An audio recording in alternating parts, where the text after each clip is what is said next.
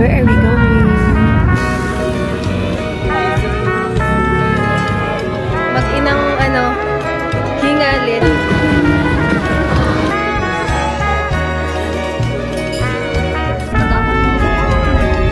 Where are we going? Baguio. Baguio. Hello, today is November 28 and it's Friday at ang oras na ay 11:15 and nandito na kami sa Benguet.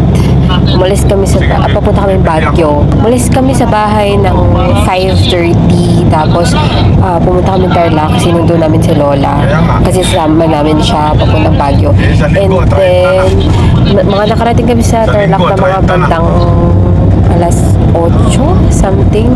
And ngayon, nandito na kami sa Benguet Province. And medyo saglit lang din naman yung biyahe. Mag-stay kami dito from November 28 to November 30. Okay, nandito na kami sa Cannon Road. Dito talaga kami dumaan para lang makita ni Mama yung Leon na statue.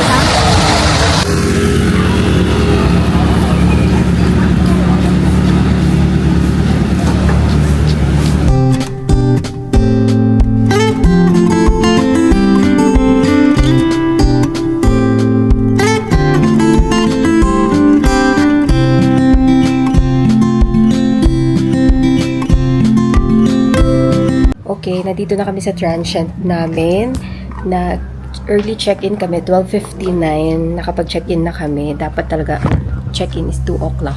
Kaso, nilalagnat kasi si Aya, kaya kailangan na namin mag-early check-in. And ito yung place na nakuha namin.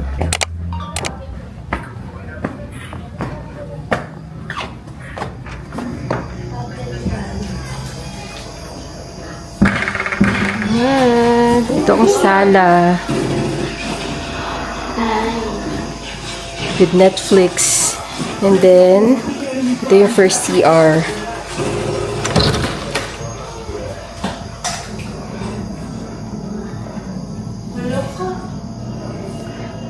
Ang wala lang dito is towel.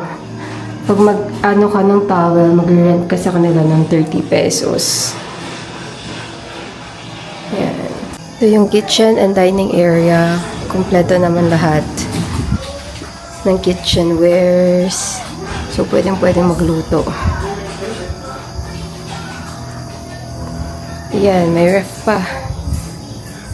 Ayan, may free 1 jug of water. Nandito yung dalawang room. Yung first room, ito siya. Meron siyang dalawang double beds. Ayan.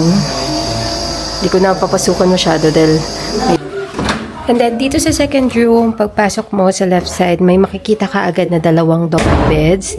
And then, dito naman sa another side, may dalawang double beds. And then, may mga sofa. Basically, itong room na to, kayang magkasya ng 8 na katao.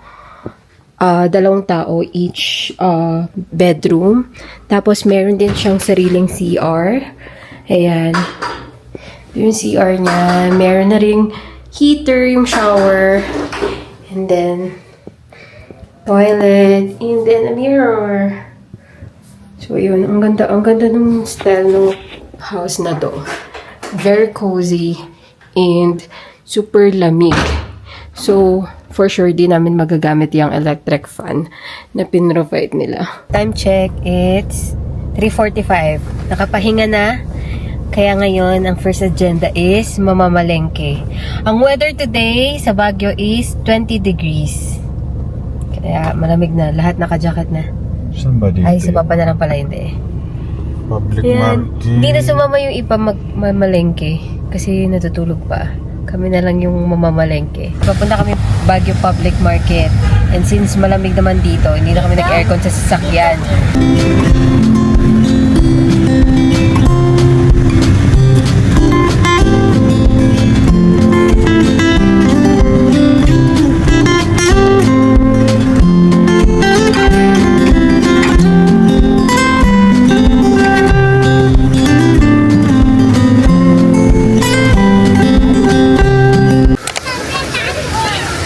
Ayos ba pa? Ano masasabi mo sa Baguio? Wala, nagdusa sa lamig. Punta lang dito para magpalamig. Para magdusa sa lamig. At least with the view.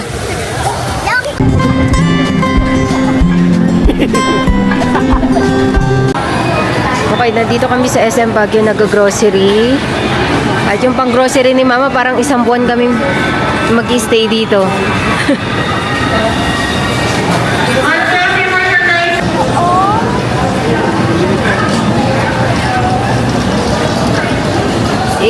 May nauto na naman. Kali, pwede ba yan? Sabi mo kay tatay siya mag-pay niya na. Sana sila, mama. Okay, tapos na kami mag-grocery, nakauwi na kami, and si Papa nagluluto ng, ano niluluto mo pa? Shabu-shabu. Shabu-shabu. Bakit yan ang napili mong ano ngayon? Ito, maraming mushroom. Maraming mushroom. Yun lang. Akala ko dahil mainit dito, kaya gusto mo shabu-shabu. Yan.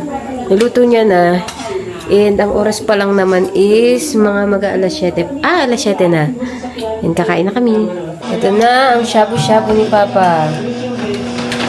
Init-init pa.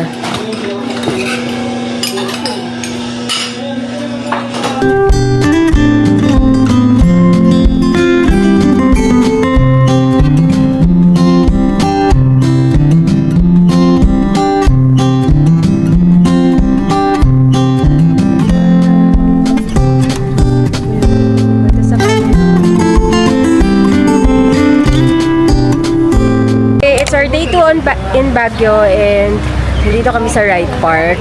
Nag-rent sila ng Igorot costume. Ikaw, Nay. May picture ka na ba ganyan? Wala. Oo, ito sila, Nay. Wow! May ganyan na ako. Dalawa kami hindi sila. May ganyan na rin ako. Kahit ako. Sa botanical. Gusto mo ayang? Sa botanical. Gusto ng ayang? Ayang gusto mo rin? Asya ba sa akin? May kasya ba sa kanya, te? Siyempre. Sakto yan lahat. Mother, ikaw. Mining bag mo. Missy? May pang matanda ba? Meron po. Wow! Ikaw din niya. Wow! Pretty naman. Please, show your costume. Hey, turn around. Wow! Ang ganda naman. Di na kami nag-costume na ganito kasi last time na ganito naman na kami. So, bale si Lola na lang, si Kali, si Aya, tsaka si JM. Ayan! JM, kuya, pilitin mo ko si JM.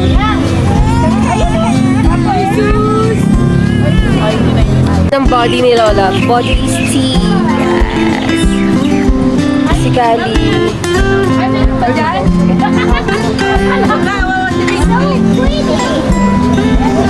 Ang wala ng topak, ayang. Ayang. Uy, tinuturo niya yung horse pa. Daw sabi ni Aya. Okay, nandito pa lang kami sa baba. Yung lola ko, marami na siyang sinasabi. Ito yung aakyatin namin. La, ano la? Takot ako sa height. Takot sa height o tinatamad ka lang maglakad? Hindi. Ito penitensya ni Lola bago siya mag-70. Ah. Po, yung mag-inang ano, hingalin, hikain. Punta kami ngayon ng The Mansion, eh hindi naman super lamig ng weather ngayon, pero parang medyo makulumlum. So, baka umulan-ulan mamaya. Yun siya, oh, liwanag. Hi, La. How's Baguio so far? I'm good. I'm good. Na-enjoy mo ba? Yeah. Yung pag-akyat lang hindi. Oo, yun yan. Ano niya, oh. Yan na yung The Mansion. Silong ng palay. Sobrang bored ni Papa, oh. Natirintas niya na yung buhok ni Kali, tapos tinitape niya. Kasi walang panali. Ay. Wala, nangialam lang siya.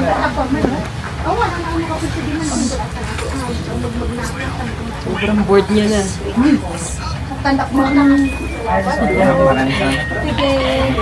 Ang galing. Nagpatila kami ng ulan kasi biglang buhos ng ulan. Tapos dito kami, pinag-stay kami sa loob ng bahay na yan. Nandito lang yan sa tapat ng Ride Park. And then ngayon, pupunta kami sa tapat ng The Mansion. And, alis na kami. Pabalik na kami ng parking. Inabutan kami ng ulan. Kaya nag-stay kami sa isang bahay doon. Pinatuloy kami. Tapos, pupunta pa sana kami sa tapat ng The Mansion kasi ayaw na ni Papa. Kasi nga daw, baka biglang buhos ulit ng ulan, malayo yung lalakad. Kaya ayun, balik na kami.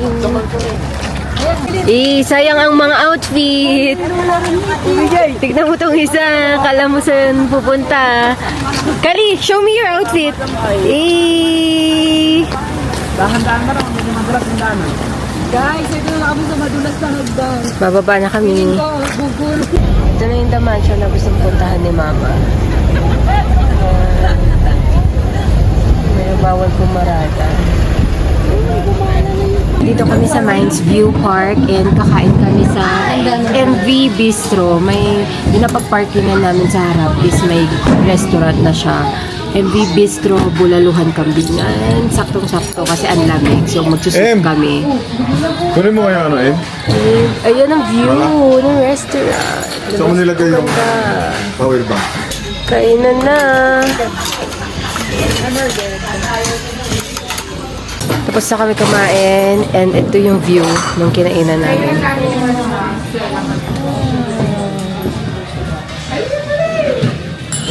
Dito kami sa loob ng Mines View. Ang entrance fee for adult is 10 pesos and for kids is 5 pesos. And good mood na si Bebe. Ito? Good mood na ang Bebe ko. Bayad man. Ay! 2.5 yan. Tanong-tanong ka pa. Heart pala yan, hindi naman namali. Tanong ka pa, Emma. Hindi, magaling siya pumili. Kaya lang yung presyo. Lipag mo?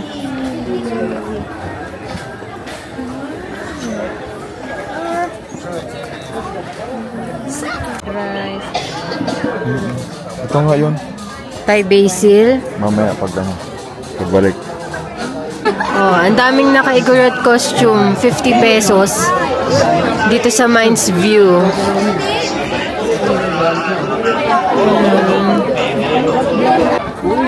Huwag daw, sabi na ayaw.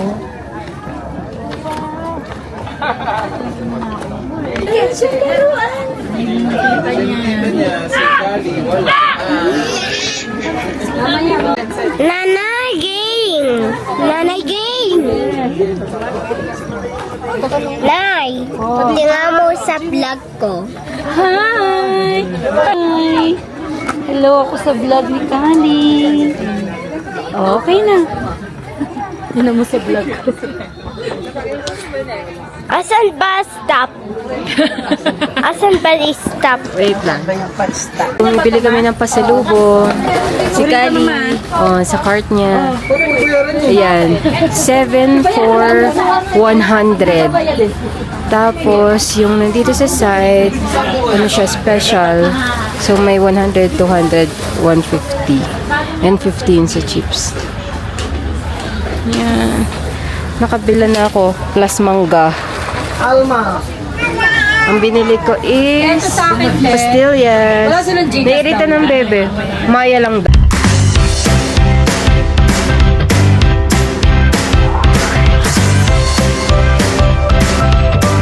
Check. Alas 10 na.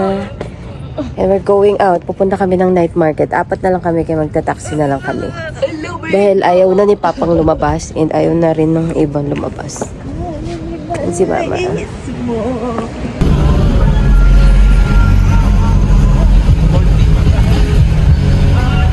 Okay, nandito na kami sa night market. Saglit lang pala, no, ma? Yung biyahe. Pero alam mo, dahil sa bilis ng ano ni Kuya, hindi mo naramdaman yung tarik. Ang daan. Okay pala yung ganun, no? Mabilis. Hindi kasi pwede sa atin yun, mabigat tayo eh. Expert na sa mapal. Alam mo niya kasi yung mga ano. Ayan, ay nasa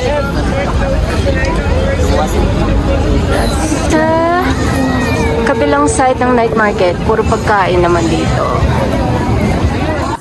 Talbos ng sayote. Sayote. Sayoyang yan, sayoyang. Okay, this is our last day in Baguio. Uwi na tayo. Are you excited to go home?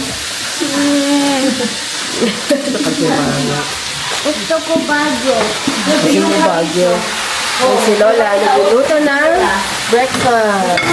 Ano niluluto mo lang? Yote. Ano to? May sound na chicken cube. Ayan. Hintayin na lang namin yan kasi mag-check out na kami ng 11. And ginigising na namin isa-isa yung mga tao. Very good si Kali, gising na. Pero ayaw niya pamuwi.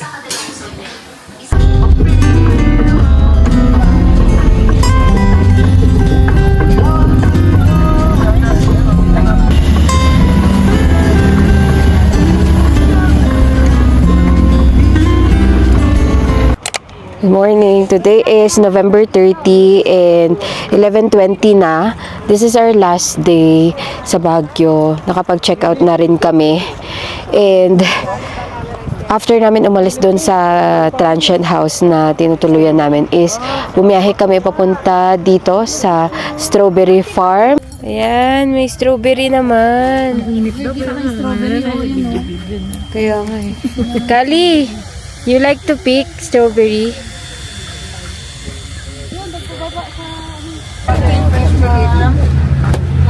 Yan, 100 lang. 250 naman po. Kuya, magkano? Kuya, yung nasa cup. Mix, kuya.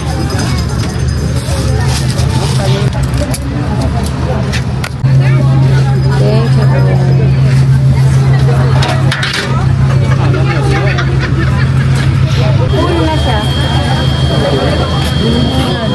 Yee! Yummers! Sa gulay yan!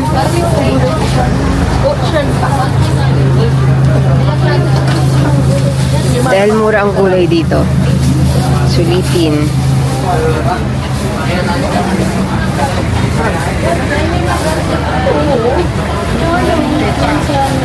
Pag 50 lang yan.